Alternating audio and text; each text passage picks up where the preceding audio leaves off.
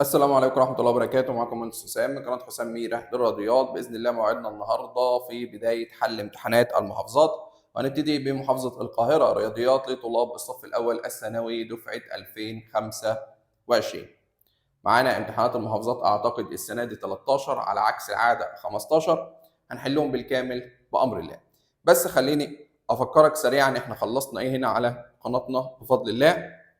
خلصنا المنهج كاملا بفضل الله، سواء حل الاخطر، حل المقالي، حل الاختبارات التراكميه، كل ده من كتاب المعاصر، حل جديد 2025. شرح الدروس برضو موجود معاك بفضل الله، شرح المنهج بالكامل، ولكن كان شرح قديم شويه، بس صدقني هتستفاد منه بصوره كبيره جدا جدا بامر الله. مش بس كده، احنا عارفين ان المعاصر منزل الاسئله الهامه على الوحدات، اللي هي وحده الجبر ووحده حساب المثلثات ووحدتين الهندسه. حلينا الاسئله الهامه على وحده الجبر وعلى حساب المثلثات بالكامل، فاضل وحدتين الهندسه. وقلنا هنشغل حل المحافظات او هنحل محافظات مع الاسئله الهامه، يعني ممكن ينزل لك 3 4 محافظات وتلاقي نزل لك الاسئله الهامه بتاع وحده التشابه، الاسئله الهامه بتاع وحده التناسب بامر الله. فان شاء الله سواء الاسئله الهامه او امتحانات المحافظات هنحلها جميعا ان اراد ربنا بامر الله. لو انت اول مره شفت ما تنساش تشترك في القناه وتفعل زرار الجرس وتضغط لايك وتشير الفيديو عشان يوصل لاكبر عدد ممكن من الناس. تعال نسمي بسم الله وخلينا نبتدي. طبعا اللي هنحلها النهارده محافظه القاهره، وطبعا دي اداره المعادن. بص يا باشمهندس، الاسئله الهامه في غايه الاهميه. ليه؟ لان الاسئله الهامه جايه من كل الادارات، انما امتحان النهارده هو مركز على اداره معينه. فانت لما تحل اسئله الادارات كلها يبقى انت بتاخد فكره او انطباع كبير عن الاسئله وتنوع افكار كبير، بعكس ما انت تحل اداره واحده. يعني نصيحتي ليك ما تدخلش في امتحان المحافظات الا ما تحل امتحانات الادارات او الاسئله الهامه اللي احنا بنحلها هنا على القناه.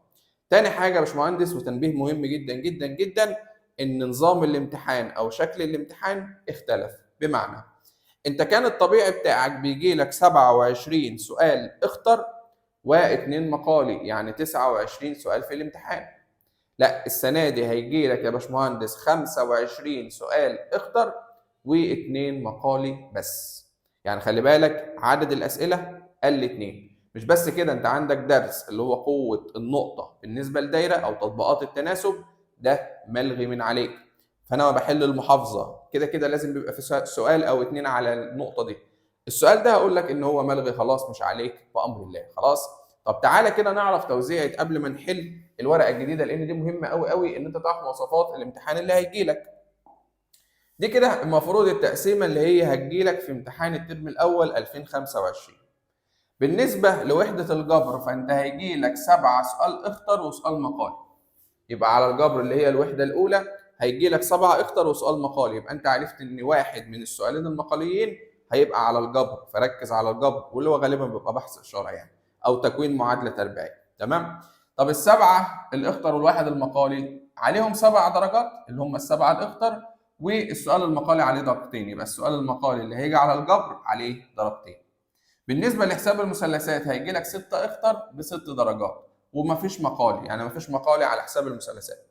بس ده مش معناه ان انت تطنش الاسئله المقاليه اللي موجوده مثلا، او ما تحلهاش تقول لي مش هحل المقالي بتاع حساب المثلثات لانه مش هيجي. لا، احنا قلنا اي سؤال مقالي ممكن يجي لك اختر، يعني اي سؤال في كتاب المعاصر مقالي ممكن يجي لك اختر. فهو في ورقه الامتحان مفيش حاجه اسمها مقالي على حساب المثلثات، انما اي سؤال مقالي ممكن يجي لك في صيغه سؤال اختر، فخلي بالك من النقطه دي. بالنسبه للوحده الاولى هندسه اللي هي وحده التشابه هيجي لك 7 اختر ب7 درجات ومش هيجي لك مقالي عليها. فده برضو معناه ان مش معناه ان انت ما تذاكرش مقال التشابه، لا، اي سؤال في مقال التشابه ممكن يحطه لك في سؤال اختر. تمام. وحده التناسب اللي هي الوحده الاخيره هيجي لك 5 اختر عليها وسؤال مقالي. الخمسه الاختر ب5 درجات والسؤال المقالي بتاعها ب3، واللي هو غالبا بيجي على منصف الزاويه. يعني الخلاصه يا باشمهندس، بص، لو جمعت دول 7 و6 13 و7 يبقى 20 و5 25، دول 25 سؤال اختر وسؤالين مقالي. السؤالين المقالي هيجوا سؤال على الجبر وسؤال على التناسب. سؤال الجبر بدرجتين وسؤال التناسب ب3 درجات، ولو جمعت درجات الاسئله دي هتلاقيك 30 درجه. 7 و2 9، 9 و6 15، ادي 22 و8 يبقى 30. ال 30 بيقسموها على الاثنين. فدي مواصفات الامتحان اللي انت هتمتحنه عشان تعرف ان انت هتركز على ايه. خلاص. هنحل دلوقتي بقى محافظه القاهره السؤال اللي ملغي هقول لك ملغي من عليك. وكده كده احنا بنحل اسئله بزياده، يعني معانا سؤالين زياده منهم سؤال ملغي، يعني يعتبر كل محافظه هنحل سؤال زياده، فده لمصلحتك بامر الله. اول سؤال بيقول لي اذا كان جذر المعادله س تربيع ناقص 4 س زائد ا بيساوي صفر حقيقيان متساويان فان قيمه الالف. والله طالما الجذرين حقيقيين متساويين يبقى اذا المميز اللي هو ب تربيع ناقص الاربعه ا ج لازم يساوي الصفر. وانا بحب اكتبها بطريقه ثانيه، سالب 4 ا ج ممكن نوديها الناحيه الثانيه، يبقى انا معايا ان باء تربيع تساوي 4 ا ج. طب ايه هو الالف؟ هو معامل السين تربيع بواحد، والالف ده غير الثابت، سميه الف شرطه، سميه اي حرف انت بتحبه مش مشكله. الباء اللي هي معامل السين، معامل السين اللي هو سالب 4. الجيم اللي هي الحد المطلق، هو الحد المطلق بقى هو اللي اسمه الف. فالباء تربيع، الباء بسالب 4 يعني دي سالب 4 تربيع بيساوي 4 في الالف اللي هو معامل السين تربيع بواحد، في الجيم اللي هي الحد المطلق اللي هي اسمها الف. سالب 4 تربيع ب 16 هيساوي 4 في 1 بألف يعني 4 ألف. هنقسم هنا على الأربعة ونقسم هنا على الأربعة فدي هتروح، يبقى إذا الألف ب 16 على الأربعة فيها الأربعة، يبقى أنا وصلت إن قيمة الألف بكام؟ ب4 اللي هو الاختيار ألف. خلاص؟ كلام جميل جدا. تعال نشوف اللي بعده. رقم 2 بيقول لي مجموعة حل المتباينة س تربيع ناقص 3 س أقل من أو يساوي الصفر فح. الوقت يا باشمهندس دي حل متباينة، فبمسك طالما بتاكد ان المتباينه دي اقل من الصفر، اقل من او يساوي الصفر، اكبر من الصفر، اكبر من او يساوي الصفر، اهم حاجه ان هي بالنسبه للصفر. طب بعد كده يا باشمهندس بمسك الجزء اليمين ده حلله، هاخد السين عامل مشترك فيفضل لي س تربيع على س بس سالب 3 س على س بكام؟ بسالب 3. الكلام ده اقل من او يساوي الصفر. بعد كده بقول يا اما الاول يساوي صفر، يعني من هنا ان الس تساوي صفر، يا اما الثاني اللي هو س ناقص 3 يساوي صفر، من هنا ان الس بكام؟ ب3. حل المتباينات بنعمله على خط الاعداد، فهنعمل خط اعداد بالشكل ده كده اهو. بنحط العدد الصغير على الشمال والعدد الصغير هنا اللي هو صفر، فهي طبعا الداله دي عند الصفر هتساوي صفر، والعدد الكبير اللي هو 3 على اليمين عند 3 بتساوي صفر. وبحسب شرط الداله التربيعيه بيكون عن طريق مثل عكس مثل. خلاص. طبعا مثل معامل س تربيع، فمعامل س تربيع هنا واحد اللي هو موجب، يعني يبقى المثل ده بالنسبه لي موجب، والعكس ده سالب، والمثل ده بالنسبه لي موجب. خلاص. هنا طبعا سالب ما لا نهايه وهنا موجب ما لا نهايه. طب هي المتباينه عايزه ايه؟ هي عايزه الاقل من او يساوي الصفر. الاقل من اللي هو السالب، والسالب ده ما بين الصفر والثلاثه. وطالما هو عايز اللي بتساوي الاصفار، يعني عايز الاصفار اللي هي صفر وثلاثه، فهقفل الفتره، يبقى من صفر لحد الثلاثه مقفول في فتره مش في مجموعه، يعني الاختيار ج هو الاختيار الصح. السؤال 3 بيقول لي اذا كان لام وميم هما جذر المعادله س تربيع ناقص 4 س زائد الاثنين بيساوي صفر، هات لي القيمه العدديه للمقدار لام تربيع زائد ميم تربيع. بما ان لام زائد ميم هما جذري المعادله فاحنا بنجيب حاجتين مهمين جدا. لام زائد ميم اللي هي عباره عن سالب معامل س على معامل س تربيع، يعني اللي قبل السين غير اشارته، فاللي قبل السين سالب 4 غير اشارته يبقى 4 على اللي قبل السين تربيع اللي هو 1، يعني 4 لواحد فالاربعه. ونبتدي نجيب لام في ميم اللي هو حاصل ضرب الجذرين اللي هو بيساوي الحد المطلق على معامل س تربيع. الحد المطلق اللي ما فيهوش س هنا اللي هو موجب 2 وباخده باشارته على معامل س تربيع لسه قايلين بواحد يبقى 2 على 1 فال 2. بعد كده هو عايز قيمه المقدار لام تربيع زائد ميم تربيع اللي احنا قلنا متطابقه مهم جدا جدا، اللي هي عباره عن لام زائد ميم الكل تربيع ناقص 2 لام ميم. ليه؟ لان لام زائد ميم الكل تربيع لو انت فكيتها هتديك لام تربيع زائد ميم تربيع زائد 2 في الاول في الثاني. طب انا مش عايز الاثنين لام ميم فبطرحها. طب احنا جبنا اللام زائد ميم بكام؟ اللام زائد ميم ب4 يبقى ده 4 تربيع ناقص 2 في لام ميم، احنا جبنا اللام ميم بكام؟ ب2. فدي 4 تربيع ب 16 ناقص 2 في 2 ب4، 16 ناقص 4 يبقى 12، يعني الاجابه بتاعت 12 ويبقى الاختيار ب هو الاختيار الصح. السؤال 4 بيقول لي إذا كان أحد جذري المعادلة معكوسا ضربيا للآخر. قلنا لو أحد الجذرين معكوس ضربي للآخر ده معناه إن الحد المطلق بيساوي معامل س تربيع. اللي هي الجيم بتساوي الالف، بس انا بحب اكتبها بالصيغه دي عشان لو هو لاعب في الرموز. فالحد المطلق اللي هو اي حاجه ما فيهاش س، اللي هي هنا الاثنين، بتساوي معامل س تربيع اللي هو اللي قبل الس تربيع اللي هو مين؟ اللي هو الالف. يبقى هنا اكيد ان الالف بيساوي 2. لو احد الجذرين معكوس ضرب للاخر الحد المطلق بيساوي معامل س تربيع. لو احد الجذرين معكوس جمع للاخر بقول ان معامل س بيساوي صفر. خلاص؟ دول الحالتين اللي معانا. يبقى الالف بيساوي كام؟ بيساوي 2. السؤال 5 بيقول لي اذا كان 2 ناقص 5 ت في 3 زائد ت بيساوي ا زائد ب ت، هات لي الالف زائد ب. تمام؟ تعالى نضرب دول في بعض. هضرب الاثنين في الاثنين دول، يعني 2 في 3 ب 6 زائد 2 في ت ب 2 ت، وبعدين اضرب السالب 5 ت في الاثنين دول، سالب 5 ت في 3 يبقى سالب 15 ت، وسالب 5 ت في ت يبقى سالب 5 ت تربيع. خلاص؟ طبعا كل الكلام ده بيساوي ا زائد ب ت، بس تعالى نبسطها الاول. مبدئيا الت تربيع بسالب 1، يبقى ده عباره عن 6 زائد 2 ت ناقص 15 ت، وسالب 5 في سالب 1 بموجب 5. يلا يا باشمهندس، 6 و5 11 يبقى ده 11، 2 ت ناقص 15 ت يبقى سالب 13 ت. ده بيساوي ا زائد ب ت.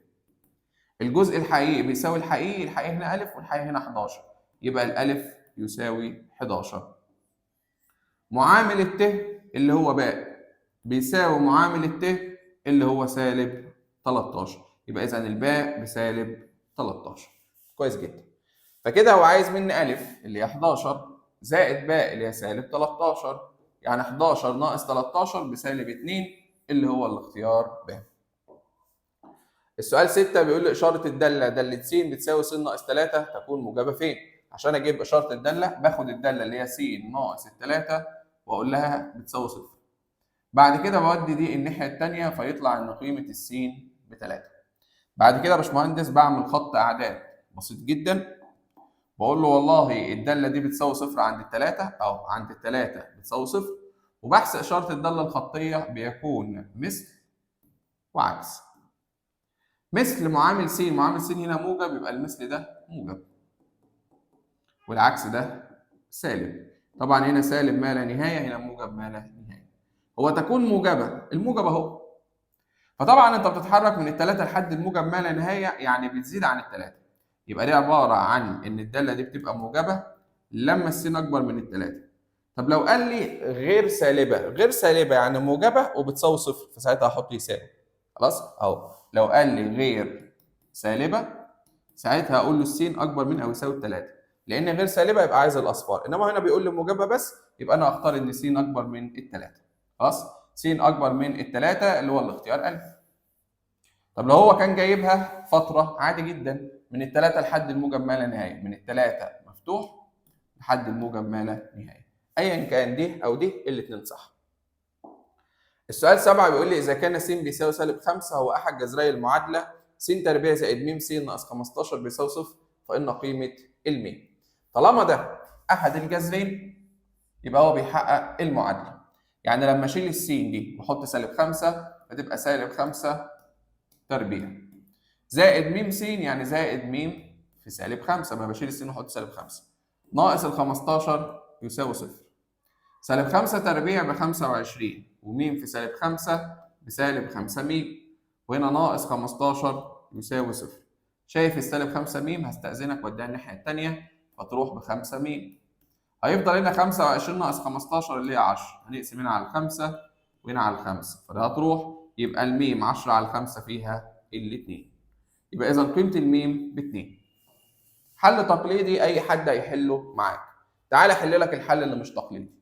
مش انت دلوقتي المعادله بتاعتي س تربيع زائد م س ناقص ال 15 يساوي صفر؟ تمام. مش انت بتقول لي ان س بتساوي سالب 5 احد الجذرين؟ ما هي المعادله دي عشان تتحلل فالس تربيع هي س في س. كويس جدا. السالب 5 لما تخش جوه القوس تبقى موجب 5. طب اسالك سؤال، السالب 15 5 في كام؟ او قول لي سالب 15 على 5 يبقى سالب 3. تمام. فده معناه ان السين بتساوي سالب 5 فعلا ده احد الجذرين، والسين بتساوي 3 ده الجذر الثاني. طب مش انا دلوقتي يا باشمهندس لو انا جمعت الجذرين دول اللي هو سالب 5 وموجب 3 او حاجه ثانيه من غير ما نجمعهم ونقول سالب معامل س. مش انا دلوقتي يا باشمهندس لو انا جيت فكيت دي، احنا عارفين ان الحد الاوسط بيجي ان انا اضرب دي 5 في س ب 5 س، وبضرب دي س في سالب 3 بسالب 3 س، واجمعهم يبقى 5 س ناقص 3 س يبقى 2 س، يبقى اللي في النص 2 س، يبقى الميم ب 2. ايا كان ده صح وده صح. جبت الجذرين وجمعتهم وقلت ان هما الجذرين بيساوي سالب معامل س، يعني السالب 2 بسالب م يبقى الميم ب 2، كله صح. خلاص بحل لك حل طبيعي وحل مختلف شويه. السؤال رقم 8 بيقول لي إذا كانت سيتا قياس زاوية في وضعها القياسي ويقطع ضلعها النهائي دايرة الوحدة في النقطة باء حيث باء س و3 على 5 حيث السين أقل من الصفر. واحدة واحدة. السين أقل من الصفر ده معناه إن السين سالب، والتلاتة على 5 ده عدد موجب. والله سالب وموجب يا باشمهندس، يبقى أنا كده في الربع الثاني. خلاص احنا اتفقنا إن احنا أسهل طريقة نحل السؤال ده طريقة إيه؟ المثلث. فأعمل مثلث في الربع الثاني بالنسبة للزاوية س. مش بس كده، دي دايرة وحدة، فالأول ده هو الجتا، ده اللي هو الجتا، والتاني اللي هو الجا، فده معناه إن الجا سيتا ب3 على 5. طيب الجا مقابل ب3 على الوتر ب5 من فيثاغورس ده ب4، بس ده على س السالب يبقى الإشارة هنا سالب. طب هو عايز مني جا 90 زائد سيتا، ماشي، 90 زائد في الربع الثاني، والجا في الربع الثاني موجبه، وال90 هتغير الجا هتخليها جتا، يعني هو عايز مني جتا سيتا. طب تعالى نجيب جتا سيتا من المثلث. الجتا مجاور على وتر يبقى سالب 4 على الخمسة. سالب 4 على 5 مش موجوده كده في الاجابات، ماشي، ادي السالب اهو، و4 على 5 اللي هي 8 من 10. خلاص يبقى دي سالب 8 من 10 اللي هو الاختيار ب. اسهل طريقه طريقه المثلث. السؤال 9 بيقول لي القياس الدائري لزاويه مركزيه بتحصر قوسا طوله 3 سم، يعني اللام اللي هو طول القوس ب 3، في دائره طول نص قطرها 2، النق بالنسبه لي ب 2. بص يا باشمهندس، عشان اوصل للقياس الدائري اللي هو سيتا دائري، فاحنا عارفين ان سيتا دائري بلام على نق، فاللام اللي هو طول القوس ب 3 على نص القطر اللي هو 2، يبقى دي 3 على 2 دائري. 3 على 2 دائري، يعني بالنسبه لي الاختيار ب هو الصح. سؤال مباشر لابعد درجه. السؤال اللي بعده رقم 10 بيقول لي اذا كان السيتا اكبر من الصفر اقل من 90، يعني السيتا موجوده في الربع الاول ومديني الظا سيتا، نفس الكلام. اسهل طريقه لحل السؤال ده هو المثلث. انا الوقت معايا المثلث بتاعي في الربع الاول، وادي السيتا، فالظا هي عباره عن مقابل ب3 على مجاور ب4 من فيثاغورس دي ب5، وكل الدوال في الربع الاول موجبه. اي العبارات الاتيه صحيحه. طيب رقم الف بيقول لي ظا 180 زائد سيتا، 180 زائد في الربع الثاني، والظا في الربع الثالث، والظا في الربع الثالث موجبه، يعني دي عباره عن ظا سيتا، زاويه منتسبه. ما هي الظا سيتا اصلا معانا في السؤال ب 3 على 4، فحضرتك بتقول لي ان هي سالب 3 على 4؟ لا غلط. طب تعالى نشوف رقم ب. بيقول لي جا 180 زائد سيتا، 180 زائد في الربع الثالث، والجا في الربع الثالث سالبه، وال 180 ما بتغيرش، يعني هي عباره عن سالب جا سيتا. طب تعالى نجيب سالب جا سيتا كده، اللي هو سالب اللي هي المقابل على الوتر بس قبلها سالب، يعني سالب 3 على الخمسة. ما فعلا دي سالب 3 على 5، يبقى فعلا ده الاختيار مين؟ الاختيار الصح. تعالى نكمل الباقي ونشوف غلط ليه. 180 زائد في الربع الثالث، والجتا في الربع الثالث سالبه، وال 180 بتغير، يعني دي سالب جتا سيتا. الجتا ب 4 على 5، يبقى السالب سالب 4 على 5.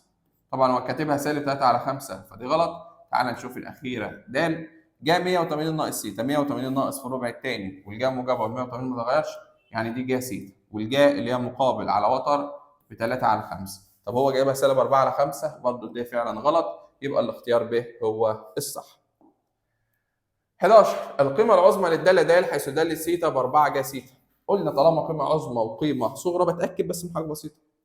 هل هو جايب لي فترة؟ أصل لو جاب لك فترة اعرف إن السؤال ده مش سالك من الآخر، لو جاب لك فترة يبقى بيلعبك ولازم ترسم. طالما مفيش فترة مفيش أسهل من كده. هقول له والله المدى يساوي العدد اللي قبل الدالة دي مرة بالسالب يبقى سالب 4، ومرة بالموجب يبقى موجب 4. العدد الصغير ده هو القيمة الصغرى، والعدد الكبير ده هو القيمة العظمى، بس كده. طب هو بيسألنا عن القيمة العظمى، فالقيمة العظمى بكام؟ ب4. سألنا عن القيمة الصغرى يبقى بسالب 4. السؤال 12 جميع قياسات الزوايا الآتية مكافأة للزاوية 35 ما عدا إيه؟ والله أسهل حاجة عشان أجيب المكافأة لل 35 فأنا مرة هزود عليها 180. 180 إيه يا عم؟ 360 اللي هي دورة، خلاص؟ ومرة هطرح منها 360 أسهل حاجة، تمام؟ 35 زائد 360 ب 395. 35 ناقص 360 يبقى سالب 325. دول زاويتين متكافئتين. فبجيب بصيت في الاجابات لقيت 395 موجوده، لقيت سالب 325 موجوده، يبقى الاثنين صح. يا الغلط يا اما دي يا اما دي. وخليني اقول لك ان دي غلط. ليه؟ لان مفيش زاويه قياسها موجب هتكافئ زاويه قياسها موجب تاني ما عدتش ال 360. يعني ايه؟ يعني بص، هي لما كافئت زاويه قياسها موجب زادت عن ال 360، فهي دي اللي غلط عامه يعني. بس تعالى اتاكد لك. شايف السالب 685؟ هقوم مزود عليها 360. تعال نشوف اهو، انا معاك واحده واحده. سالب 685 زائد 360 بسالب 325 اللي احنا لسه قايلين بالكافئ. طب انا مش متاكد. السالب 325 دي زود عليها كمان 360 زائد 360 طلعت ب 35. يبقى فعلا برضو رقم ب بتكافئ ال 35. يبقى فعلا الاختيار ج هو اللي غلط. 13 بيقول لي اذا كان جا سيتا بسالب جذر 3 على 2 والجتا سيتا بنص فان السيتا. بص واحده واحده. الجتا دي سالبه صح؟ فالجتا سالبه فين حضرتك؟ الجتا سالبه في الثالث والرابع. طب دي جتا، الجتا موجبه في الاول والرابع. هتلاقي ان هما الاثنين مشتركين في الربع الرابع، يبقى زاويتنا الجميله في الربع الرابع. في الربع الرابع. اول زاويه 2 باي على 3 اللي هي 2 في 180 على الثلاثه، فدي 120، فدي غلط. اللي بعدها 5 باي على الستة يعني 5 في 180 على الستة، فدي 150، فهقول لك برضو دي غلط. تمام.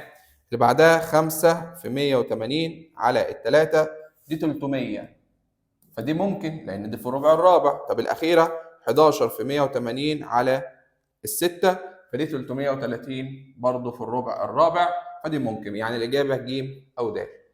أسهل طريقة خد أي واحدة من الاثنين. تعالى ناخد الموجب. ادي الجتا سيتا بتساوي نص، زي ما اتفقنا ان هي موجبه في الاول والرابع. الربع الاول شفت كوزين نص تطلع الزاويه ب 60 درجه. طب في الربع الرابع بنجيب الزاويه ازاي؟ بنقول 360 ناقص الزاويه الحاده بتاعه الربع الاول، يعني 360 ناقص 60 اللي هي 300. وعشان انا حددت انها في الربع الرابع يبقى هي 300، وال 300 اللي هي 5 باي على الثلاثه، يعني الاختيار ج هو الاختيار مين الصح. خلاص. هفكرك كده بالزاويه المنتسبه. الربع الاول بتبقى الزاويه زي ما هي، الربع الثاني بيبقى 180 ناقص زاويه الربع الاول، الربع الثالث 180 زائد زاويه الربع الاول، اخر حاجه اللي هي الربع الرابع 360 ناقص الزاويه الحاده او زاويه الربع الاول. فاحنا عشان في الربع الرابع قلنا 360 ناقص السيتا. 14 بيقول لي في الشكل المقابل الجيم ه بيساوي كام؟ طبعا انا عندي توازي، فدي مستقيمات متوازيه واجزاء متناسبه. اسهل طريقه هاخد القاطع الاول اللي هو ده، فهاخد الدال ج على الجيم ب، دال ج على الجيم ب هيساوي اللي قصاده من القاطع الثاني. القاطع الثاني اللي هو بالاحمر ده، فالدال ج قصادها هاء ج يبقى بتساوي هاء ج. تمام. واللي قصاد الجيم ب اهي اللي هي الجيم الف او الالف ج اللي هي الالف ج، وممكن تحلها بالتشابه يعني لها اكتر من طريقه. الدال ج ب3 والجيم ب ب4 والجيم ه او اله ج دي اللي احنا عايزينها على الالف ج اللي هي بالنسبه لي 6. يبقى اذا الجيم ه بكل بساطه هنضرب مقص ده في ده، يبقى 3 في 6 اللي هي 18 على الاربعه. 18 على 4 يعني 9 على 2، و9 على 2 اللي هي 4.5 سم. يبقى اذا الاجابه 4.5 اللي هو الاختيار مين؟ الاختيار ب. السؤال 15 بيقول لي اذا كان ا ب ممثل للدائره م هات لي طول ا ب اللي هو طول المماس. طب ما احنا عارفين من تطبيقات التناسب ان تطبيقات التشابه ان المماس تربيع، يعني ا ب الكل تربيع بيساوي. بص شوف الدايره اتقطعت في فين؟ القاطع قطعها في ج وقطعها في د، يبقى انا همشي مره من الالف لحد الجيم يبقى ا ج، وهمشي مره ثانيه من الالف لحد الد. بس اسهل طريقه. طب انا عايز الالف باء بس، تمام، خد جذر هنا وجذر هنا. فالجذر هيشيل لك الاس ده، كده كده احنا بناخد الحل الموجب. يبقى الالف ب عباره عن جذر الف ج. الف ج اللي هي المسافه الصغيره دي 3، في الالف د اللي هي المسافه دي 3 و9 12، يعني دي عباره عن جذر 36. يعني بالنسبه لي 6 ايه 6 سم بامر الله. يعني بالنسبه لي الاختيار الف هو الاختيار الصح. السؤال 16 بيقول لي المثلث ا د ه بيشابه المثلث ا ب ج. جبت لك التشابه، هات لي قيمه السين، رص النسبه وعوض. خد اول حرفين على اول حرفين يبقى ا ه على ا ب. الحرفين اللي في الثاني والثالث والثاني والثالث يبقى ه د على ب ج. طب الاول مع الاخير يبقى ا د، والاول مع الاخير يبقى الالف ج. يلا نعوض. الالف ه في المساله ب4 على الالف ب كله، يبقى س زائد 2 او 2 زائد س هيساوي الهاء د. الهاء د والباء ج انا ما اعرفهمش، يعني الهاء د والباء ج ما اعرفهمش، يبقى النسبه اللي في النص دي مش مفيده. هناخد بقى الالف د، الالف د اللي هو 2 على الالف ج، الالف ج كله 4 و2 اللي هي كام؟ اللي هي 6. ممكن نقول هنا على الاثنين فيها الواحد، على الاثنين هنا فيها الاثنين. خلاص؟ يبقى س زائد 2 في 1 بس زائد الاثنين هيساوي 2 في 6 بكام؟ ب 12. هنودي الاثنين الناحيه الثانيه يبقى السين 12 ناقص 2 اللي هي 10. يبقى اذا قيمه السين بكام؟ ب 10. ويبقى الاختيار د هو الاختيار الصح. السؤال 17 مضلعان متشابهان النسبة بين المساحتين 4/9، محيط الأكبر 90 فإن محيط الأصغر. بص معايا. دلوقتي إحنا عارفين إن النسبة بين المحيطات اللي هو محيط الأول على محيط الثاني هو عبارة عن جذر مساحة الأول على مساحة الثاني. النسبة بين المحيطات هي الجذر مساحة، أو عارفين مساحة على مساحة بيساوي محيط على محيط ولكن الكل تربيع. تمام؟ يعني محيط الأول على محيط الثاني يبقى عبارة عن جذر النسبة بين المساحتين اللي هي 4/9. جذر الأربعة 2 وجذر التسعة 3. هسألك سؤال، هو محيط الأول نسبته 2 ومحيط الثاني نسبته 3، يبقى مين الكبير؟ أكيد الكبير اللي هو الثاني، لأن هو نسبته 3 والصغير اللي هو الأول. طب هو مديني محيط الأكبر، خلاص؟ فمحيط الأكبر زي ما اتفقنا اللي هو المحيط اللي تحت، لأن محيط الثاني نسبته 3. يبقى أنا بالنسبة لي المحيط الأكبر هنا بكام؟ ب 90. ويبقى في البسط محيط مين؟ محيط الأصغر أو الأول. هيساوي النسبة اللي احنا طلعناها اللي هي كام؟ اللي هي 2 على التلاتة. هنا على التلاتة فيها الواحد، على التلاتة هنا فيها ال30. اضرب مقص يبقى إذا محيط الأصغر هيساوي 2 في 30 بكام؟ ب 60 سم. يعني الاختيار ب إن شاء الله هو الصح. السؤال 18 بيقول لي في أي من الأشكال الآتية تقع النقط أ وب وج ود على دايرة واحدة؟ على دايرة واحدة أ ب ج د ده يبقى رباعي دائري. يعني إيه رباعي دائري؟ يعني تتخيل معايا إن هو هتمر برؤوسه دايرة. تمام؟ طبعا هي هتبقى يبقى هما الرسمة مش دقيقة يعني. لأن المفروض لو بتمر برؤوسه دايرة فدي نقطة تقاطع الوترين، يعني لما نيجي نرسم دايرة المفروض تيجي على الرؤوس كلها. خلاص مش هنرسم ولا الكلام ده خالص. المهم عشان يبقى أ وب وج ود على دايرة واحدة، هتخيل إن دي نقطة تقاطع الوترين. فهاخد حاصل ضرب أجزاء الوتر الأول اللي هي باء هاء في هاء د اهو، باء هاء في هاء د هتبقى الباء هاء ب5 في هاء د اللي هي 8.4.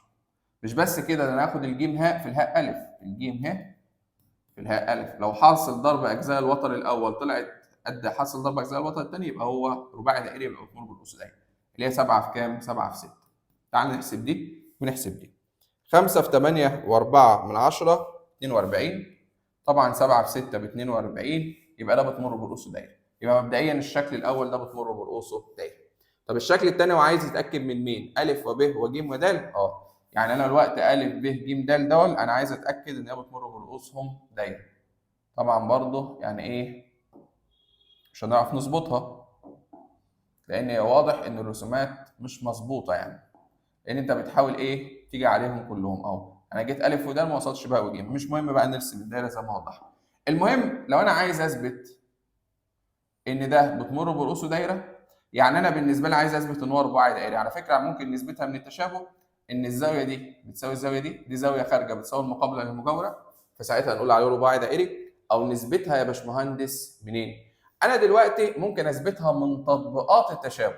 تطبيقات التشابه اللي هي ايه؟ لو انا تخيلت ان دول كده بيعدي بيهم دايره يبقى دول وترين اتقطعوا بره الدايره، فانا هاخد الالف هاء في الباء هاء اهو، الالف هاء في الباء هاء. الالف هاء باربعه، في الالف هاء 4 و6 دي عشان بس انا جبت على الخط، 4 و6 اللي هي كام؟ اللي هي 10، يبقى 4 في 10 بكام؟ ب 40. وناخد الناحيه الثانيه هاء د في هاء ج، هاء د في هاء ج. الهاء د بخمس، في الهاء ج 5 و3 8، 5 في 8 ب 40. يبقى انا كده حققت تطبيقات التشابه، يبقى فعلا ده رباعي دائري، وزي ما قلت لك ممكن تحسبها برضه بالتشابه. يبقى انا الوقت معايا 1 و2 تمام. تعال نشوف رقم 3. رقم 3 ده خليني اقول لك مباشره ان هو ما بيمرش برؤوسه دايره. ليه؟ لان انا عندي توازي، فده معناه ان زاويه ا قد زاويه ب، وزاويه د قد زاويه ج، وعشان ده يمر برؤوسه دايره كان لازم ان زاويه ا تساوي ج مش العكس. انا عندي د بتساوي ج، لان عشان تبقى الزاويه الخارجه بتساوي المقابله، او كأن زاويه د تساوي زاويه ب، لان دي خارجه بتساوي المقابله. فطبعا طالما دي بتساوي دي يبقى استحاله ان هو يبقى رباعي دائري، يعني استحاله ان تمر برؤوسه دايره. يبقى 3 غلط. يبقى واحد فقط لا، واحد واثنين فقط فعلا هي دي، واحد واثنين فقط. واحد وثلاثة طبعا غلط، كل الأشكال برضو غلط. يبقى فعلا ده سؤال حلو على فكرة وجديد. السؤال 19 بيقول لي في الشكل المقابل مجموع طولي د الواو وباء هاء. طبعا أنا عندي عدة مستقيمات متوازية، يبقى أنا عندي تاليس، فهاخد كل جزء على اللي قصاده. يعني هاخد مثلا الواو ج على اللي قصادها اللي هي الميم ج، يبقى الواو ج على الميم ج هيساوي الدال واو على الهاء ميم، الدال واو على الهاء ميم. خلي بالك انا بدأت من تحت لازم اكمل من تحت. الف دال على باء هاء، الف دال على باء هاء. تعال نعوض. الواو جيم ب7.5 على الميم جيم اللي هي ب5 هيساوي الدال واو ما اعرفهاش على هاء ميم اللي هي ب4 هيساوي الالف دال ب6 على الباء هاء اللي احنا محتاجين نحسبها. بس مقصاتك الجميله بقى، يعني الدال واو دي تيجي ازاي؟ هضرب مقص ده في ده على ده، يبقى 4 في 7.5 اللي هو 2 في 15 ب 30 على الخمسه يبقى فيها 6. يبقى اذا الدال واو بكام؟ ب6 زائد. عشان احسب الباء هاء فهي عباره عن هضرب مقص 5 في 6 على اللي قصادها، 5 في 6 ب 30 على 7.5 تطلع 30 على 7.5، 7.5 في 2 ب 15 يعني 4، يبقى 4 يبقى زائد 4، 6 و4 يبقى مجموع الطولين كام؟ 10 سم. بس كده. السؤال اللي بعده بيقول لي في الشكل المقابل هات لي س زائد ص. س بره وصاد جوه. تعال نجيب س الاول من المستقيمات المتوازيه والاجزاء المتناسبه اللي هو ا د على د باء، ا د على د باء بيساوي ا هاء على هاء ج، ا هاء على هاء ج، جزء على جزء بيساوي جزء على جزء. يبقى انا دلوقتي معايا 6 على 3 بتساوي ا هاء اللي هي 8 على س. واضح جدا ان البسط ضعف المقام، يعني الس ب4 بس ما نعملهاش كده. على الثلاثه هنا فيها الواحد، على الثلاثه هنا فيها الاثنين، فنقول س على الواحد بس يساوي بسط على بسط 8 على الاثنين ب4، او اضرب مقص 1 في 8، 8 على الاثنين في ال4. يبقى الس مبدئيا بكام؟ ب4. يبقى انا وصلت للس. طب الصاد، الصاد جوه المثلث، وقلت لك خليك دايما حذر جوه المثلث. جوه المثلث يبقى تشابه، يا اما تاخد جزء على كل بيساوي قاعده على قاعده، يعني 6 على 9 بيساوي 5 على صاد. طب انا ما بحبهاش كده، انا طالما عندي توازي يبقى عندي تشابه. د هاء بيوازي ب ج، يبقى المثلث ا د هاء بيشابه المثلث الكبير اللي هو ا ب ج. تمام. هرص النسبه يبقى اول حرفين ا د على اول حرفين ا ب بيساوي الحرفين اللي في النص د هاء على باء ج، ودول اصلا اللي انا عايزهم. فالالف د معايا في المساله ب6 على الالف باء كله 6 و3 9 هيساوي الد هاء اللي هي ب5 على باء ج اللي هي الصاد. اسهل طريقه. هنا على الثلاثه فالاثنين على الثلاثه فيها الثلاثه. خلاص؟ يبقى اذا الصاد تساوي 3 في 5 ب 15 واقسم على اللي قصادها اللي هي 2، 15 على 2 يعني 7.5. يبقى انا وصلت ان الصاد ب7.5. يبقى 4 زائد 7.5 ب 11.5، يعني الاختيار أ هو الاختيار الصح. السؤال 21 بيقول لي في الشكل المقابل هات لي طول الألف ب. طبعا ده تطبيقات تشابه. الوقت هاء دي نقطة تقاطع الوترين خارج الدايرة. القطع الأول قطع في باء وألف، يبقى أنا همشي مرة الباء ومرة الألف. يبقى إذا هاء باء فهاء ألف هيساوي القطع الثاني قطع الدايره في د وج، يبقى انا همشي مره للدال يبقى هاء د، وممشي مره للجيم يبقى هاء ج. طب تعالى عشان نسهلها على نفسنا نسمي الالف باء ده مثلا بس. الهاء باء ب4 في الهاء الف عباره عن 4 زائد س او س زائد الاربعه، هيساوي الهاء د اللي هي 3 في الهاء ج 3 و9 اللي هي 12. تعالى واحنا واقفين كده نقسم هنا على الاربعه ونقسم هنا على الاربعه، فده هتروح فيفضل لي س زائد الاربعه يساوي، طبعا هنا على الاربعه فالواحد على الاربعه فالثلاثه، يبقى 3 في 3 بكام؟ ب9. هنودي الاربعه الناحيه الثانيه يبقى الس 9 ناقص 4 بكام؟ ب5. يبقى اذا قيمه الس ب5، ويبقى الاختيار ج هو الاختيار الصح ان شاء الله. السؤال 22 بيقول لي طبعا ده سؤال ملغي، ده بقى اللي هو تطبيقات التناسب قوه نقطه، فخلي بالك السؤال ده ملغي من عليك، وكده كده قلنا الامتحان ده زياده سؤال اصلا فما فيش مشكله. طبعا بس عشان الناس اللي كانت بتبقى عارفه قوه النقطه بيساوي بعد النقطه عن المركز اللي هو ا م تربيع ناقص نق تربيع. طب دي مش موجوده، طالما النقطه دي جوه الدايره يبقى القوه بتاعتها بالسالب، يعني دي غلط ودي غلط. طب عشان اجيب القوه بتاعتها ادي النقطه ا، يبقى انا همشي ا ج والف ب، يبقى سالب ا ج فا ب اللي هي اول واحده. بس طبعا ده كله ملغي من عليك يعني ان شاء الله. خلاص يبقى السؤال ده ملغي. رقم 23 بيقول لي هات لي طول الجيم د. اولا انا عندي الالف د ده منصف خارجي، واسهل طريقه قلنا بنحدد المنصف زي ما انا بعمل كده. حددت المنصف يبقى ده المثلث اللي انا بتكلم عليه، مش دعوه بالمثلث الثاني. فمثلا ناخد بقى اي حاجه ا ب على ا ج، وركز بقى في اللي هقوله، الناس اللي متابعاني بامر الله هتقول لي ده اسهل حاجه يا باشمهندس. ا بقى على ا ج، الالف بقى خلص عند ب، فانا همشي لحد المنصف يبقى انا همشي ب د. الله. طب الالف ج خلص عند ج، فانا همشي لحد المنصف يبقى انا همشي ج د اللي هو محتاجها. طب الالف باء بكام؟ ب9 على الالف ج بكام؟ ب6، هيساوي الباء د كلها بكام؟ 12 على الجيم د اللي هو محتاجها. احنا خلصنا تمام؟ يبقى اذا الجيم د هيساوي ده في ده، يعني 6 في 12 على ال9. 6 في 12 ب 72، 72 على 9 يعني فيها كام؟ فيها ال8. يبقى اذا الاجابه بتاعتي 8 اللي هو الاختيار ج بكل بساطه يا باشمهندس. السؤال 24 بيقول لي اذا كان طول ضلعين متناظرين في مضلعين متشابهين 12 ل 16، وكان مساحه الضلع الاصغر 135، هات لي مساحه الاكبر. طيب بص، عارفين النسبه بين المساحات اللي هو مساحه الاول على مساحه الثاني بيساوي ضلع الاول على ضلع الثاني، ولكن الكلام ده تربيع ولازم الاضلاع دي تبقى مناظره. فالاضلاع المتناظره معاها 12 و16، يبقى دي 12 على 16 تربيع. هنسهل دي على الاربعه فالثلاثه على الاربعه فالاربعه، يبقى دي 3 تربيع ب9، 4 تربيع بكام؟ ب16. يبقى النسبه بين المساحات 9 ل 16. اسالك سؤال، مين الصغير مين الكبير؟ هتقول لي مساحه الاول نسبته 9 يبقى ده الصغير، ومساحه الثاني نسبته 16 يبقى ده الكبير. فبيقول لي مساحه المضلع الاصغر اللي احنا اتفقنا اللي هو اللي فوق يبقى 135 على مساحه الثاني اللي هو مساحه الاكبر، لان ده اللي نسبته كام؟ نسبته 16. والنسبه بين المساحات اللي هي عباره عن 9 على ال 16. يبقى اذا مساحه المضلع الاكبر هنضرب مقص، يبقى 135 في اللي قصادها اللي هو 16 ونقسم على التسعة. خلاص نحسب دي بالآلة، 135 في 16 على التسعة طلعت ب 200 وكام؟ 240 سنتيمتر مربع. خلاص.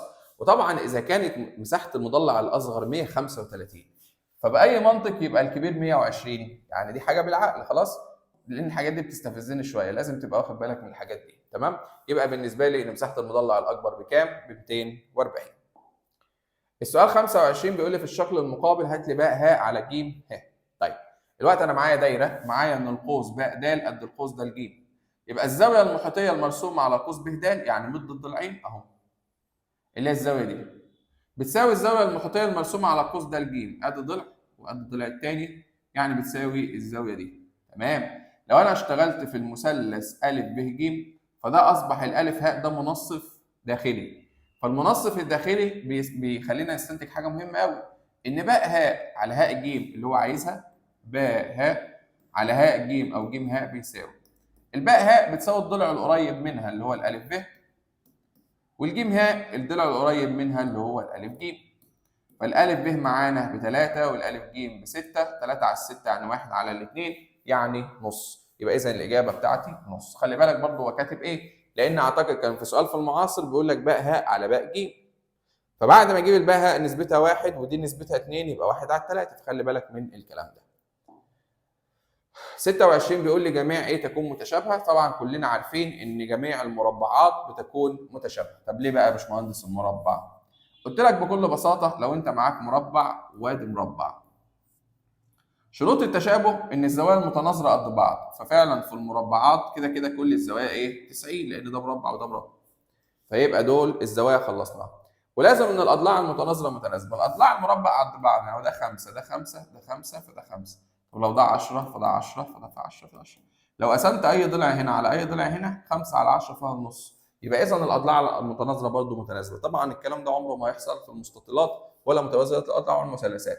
طب امتى في المثلثات؟ لو قال لي المثلثات دي متساويه الاضلاع وتكون لها نفس العدد الاضلاع اللي هو 3. انما مثلثات بس لا. خلاص يبقى الاختيار ج هو الصح. 27 بيقول لي في الشكل المقابل هات لي طول الالف د. الالف د ده اللي هو المنصف الداخلي. عشان اجيب طوله وحاصل ضرب الاضلاع جذر حاصل ضرب الاضلاع ناقص حاصل ضرب الاجزاء. طب تعالى نجيب الاجزاء الاول. بما ان الف د منصف داخلي يبقى الف باء على الف ج. الف باء على الف ج بيساوي القريب من الالف باء اللي هو باء د في القاعده، والقريب من الالف ج اللي هو الدال ج. وبحب اكتبها بالطريقه دي عشان يبقى ضلع على ضلع بيساوي جزء على جزء عشان ندخل القانون نعوض على طول. الالف باء بكام؟ ب6 على الالف ج بكام؟ ب9. الباء د انا محتاجها على د ج اللي هي 6. خلاص؟ يبقى اذا باء د هنضرب مقص الاثنين دول في بعض يبقى 6 في 6 ب 36 ونقسم على اللي قصادها اللي هو 9 يعني الباء د ب 4 سم. يبقى اذا الباء د ده بكام؟ ب 4 سم. عشان اجيب طول المنصف ا د فهو عباره عن جذر حاصل ضرب الاضلاع اللي هي النسبه الاولى. عشان كده بحب اكتبها بالطريقه دي ا باء في ا ج ناقص حاصل ضرب الاجزاء اللي هي النسبه الثانيه باء د في د ج. يعني ده عباره عن جذر النسبه الاولى اللي هي 6 في 9 ناقص النسبه الثانيه. خلي بالك انت جبت الباء د ب 4 يعني 4 في كام؟ 4 في 6 بس. يبقى جذر 6 في 9 ناقص 4 في 6 يعني بجذر كام؟ جذر 30. 6 في 9 ب 54 وده 24 يبقى فعلا جذر 30 اللي هو الاختيار مين؟ الاختيار ب. كده خلصنا الاختر 27 بالتمام والكمال. منهم سؤال ملغي يعني احنا حلينا 26 وقلنا كده كده في الورقه الامتحانيه الجديده زي ما شرحت لك في اول الفيديو هيبقى معاك 25 سؤال بس. السؤال المقالي الاول قلنا كده كده بيجي سؤالين، سؤال على الجبر وسؤال على التناسب. اول سؤال بيقول لي اذا كان لام وميم هما جذر المعادله س تربيع ناقص 7 س زائد 13 بيساوي صفر، كون المعادله التربيعيه التي جذرها الكلام ده. قلنا عشان تكوين المعادله بقسم الصفحه كده واقول له والله يا باشمهندس المعادله المعطاه اللي حضرتك مديها لي انا هجيب منها حاجتين مجموع جذرينها اللي هو لام زائد م اللي هو سالب معامل س على معامل س تربيع. يعني لام زائد م يساوي اللي قبل السين غير اشارته هو سالب 7 لما غير اشارته يبقى 7 على معامل س تربيع اللي هو 1 7 على 1 فيها 7. وهنجيب حاصل ضرب الجذرين اللي هو لام في م اللي هو بيساوي الحد المطلق على معامل س تربيع. يبقى اللام في م بيساوي الحد المطلق اللي هو 13 على معامل س تربيع اللي هو 1 13 على 1 فيها 13. شكرا. بعد كده المعادله اللي حضرتك طالبها لي المطلوبه اهو انا هبتدي اجيب مجموع الجذرين بتوعها. الجذرين بتوعها الجذر الاول اسمه لام زائد م زائد الجذر الثاني اسمه لام م. طب احنا حضرتك جايبين اللام زائد م بكام؟ ب7 واللام م جايبينها بكام؟ ب13 صح؟ يبقى 7 زائد 13 ب 20. كويس جدا. بعد كده بنجيب حاصل ضرب الجذرين. الجذر الاول اللي هو لام زائد م في الجذر الثاني اللي هو لام م. فلام زائد م احنا جايبينها ب7 في لام م اللي هي 13. طب تعال كده نشوف 7 في 13 ب 91 يبقى دي كام؟ 91. عشان اكون المعادله بنكونها بالطريقه دي س تربيع ناقص المجموع الجذرين مضروب في س زائد حاصل الضرب يساوي صفر. يعني المعادله بتاعتنا هي س تربيع بغير اشاره الجمع، هو 20 يبقى سالب 20 مضروبه في السين، وباخد الضرب زي ما هو يبقى زائد 91 بيساوي صفر. هي دي المعادله اللي احنا محتاجين نكونها. خلاص، سؤال بالطريقه دي تاخد درجتك كامله بامر الله. رقم 2 بيقول لي في الشكل المقابل مديلي اطوال ومديلي الف هاء بينصف، عايز يثبت ان ج ه بينصف. احنا قلنا السؤال المقال الثاني بيجي على التناسب، واللي هو غالبا منصفه الزاويه او عكس النظريه بتاعته، لان ده عكس النظريه بتاعته. تعال نبتدي البرهان بالمثلث اللي فوق، المثلث ا ب د. هقول له في المثلث ا ب د بما ان ا هاء منصف داخلي، بما ان ا هاء، او تعال نقول الف هاء ينصف زاويه ب ا د. مثلا كتبنا الزاويه ماشي، فهناخد نفس الكلام ا ب على ا د، هنقول له اذا ا ب على ا د بيساوي القريب من الالف باء اللي هو باء هاء، والقريب من الالف د اللي هو د هاء، يبقى باء هاء على د هاء. خلاص، يبقى اذا الالف باء ب6 على الالف د ب4 بيساوي باء هاء على هاء د، ونستنتج منه ان باء هاء على هاء د يساوي، طبعا هنا على الاثنين فيها 3 على الاثنين فيها الاثنين، يعني بيساوي كام؟ 3 على الاثنين، ونبروز دي ونسميها رقم 1. خلاص، بعد كده تعالى ننزل في المثلث اللي تحت اللي هو المثلث ج د ب. هنقول له في المثلث ج د ب، عشان اثبت التنصيف يا باشمهندس لازم اثبت نفس الكلام ان الضلع ده على الضلع ده بيساوي القريب على القريب. فتعالى نقول له بما ان باء ج على ج د، بما ان باء ج على ج د بيساوي الباء ج ب9 والجيم د ب6، يعني 9 على 6 على 3 فال3 على 3 فيها الاثنين، فانا كده وصلت ان باء ج على ج د ب3 على الاثنين. وتعالى نبروز دي ونسميها رقم 2. فتعالى نقول له كده استنتاج من 1 و2، اذا طالما دي ب3 على الاثنين ودي ب3 على الاثنين يبقى الطرفين دول متساويين. نقول له اذا باء ج على ج د بيساوي باء هاء على هاء د، كل الكلام ده ب3 على الاثنين. انا الوقت اثبتت ان باء ج على ج د بيساوي باء هاء على هاء د، يعني ضلع على ضلع بيساوي الجزء ده على الجزء ده، ودول الاثنين القريبين منهم. يبقى نستنتج يا باشمهندس ان الجيم هاء منصف داخلي، يبقى اذا جيم هاء ينصف زاويه ب ج د، وهو المطلوب ايه؟ اثباته. بس كده خلاص، ده الاثبات بتاعها، اثبات زي الفل، تاخد درجتك كامله بامر الله. كده يبقى احنا بفضل الله خلصنا يا باشمهندس امتحان محافظه القاهره بفضل الله. زي ما قلنا احنا ماشيين توالي، احنا حلينا الاسئله الهامه على الجبر وعلى حساب المثلثات، وان شاء الله هحل لك وحده التشابه ووحده التناسب، ما تقلقش. بس هناخد محافظتين 3 كده وبعدين نحل الاسئله الهامه دي ان شاء الله. كده وصلنا لاخر حصه النهارده، اتمنى اكون افيدك، اتمنى اكون وصلت لك المعلومه بطريقه سهله وبسيطه. يا ريت لو استفدت تشترك في القناه وتفعل زرار الجرس وتضغط لايك وتشير الفيديو عشان يوصل لاكبر عدد ممكن من الناس. اشوفك على خير في الفيديو الجاي. كان معاك مهندس حسام من قناه حسام رياضيات، وشكرا جدا.